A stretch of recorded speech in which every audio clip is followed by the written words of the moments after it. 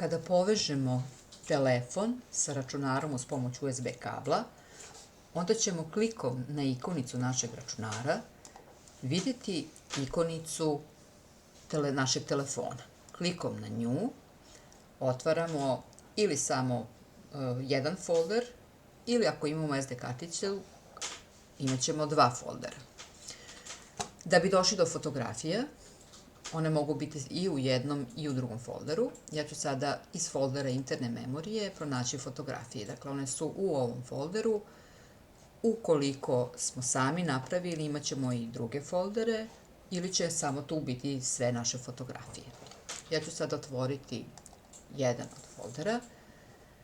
Da bi sve ove fotografije iz ovog foldera prebacila na računar, mogu da uradim nekoliko opcija. Prva od opcija je da sve te fotografije kopiram ili da sve te fotografije izbrišem odavde i prebacim u računar. Znači, kad ih kopiram, one će ostati i na telefonu i na računaru. Kada ih izbrišem opcijom Cut, onda će ih samo biti u računaru. Dakle, da bi to uradila, da bi sve ove fotografije odjednom prebacila na bilo koji od ova dva načina na računaru, treba uraditi sledeću stvar. Na tastaturi istovremeno pritisnuti CTRL i dugme A. Izabrali smo sada sve fotografije. Sada desnim klikom na bilo koju od ovih fotografija izaberemo opciju Copy ukoliko želimo da kopiramo fotografije i da one budu prisutne i na telefonu i na našem računaru. Ili opciju Cut ukoliko želimo da one budu prisutne samo na računaru, da se odavde obrišu. Dakle, ja ću sada uzeti opciju Cut. Praktično sam sada ove fotografije postavila, izbrisala je privremeno i stavila ih privremeno u memoriju računara. Sada idem u folder gde želim da ih postavim.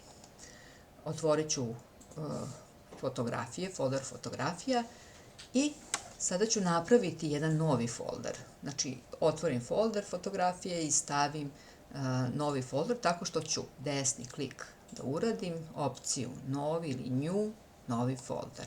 I nazovem kako želim. Recimo vrtić, februar 2023. Kako smo napravili folder, sad uđemo u njega, pritisnemo na njegovu površinu desni klik i opciju Paste. To znači vratite iz te interne memorije, vratite fotografije. I bukvalno sada se sve fotografije koje su bile na mom telefonu prebacuju na moj računar.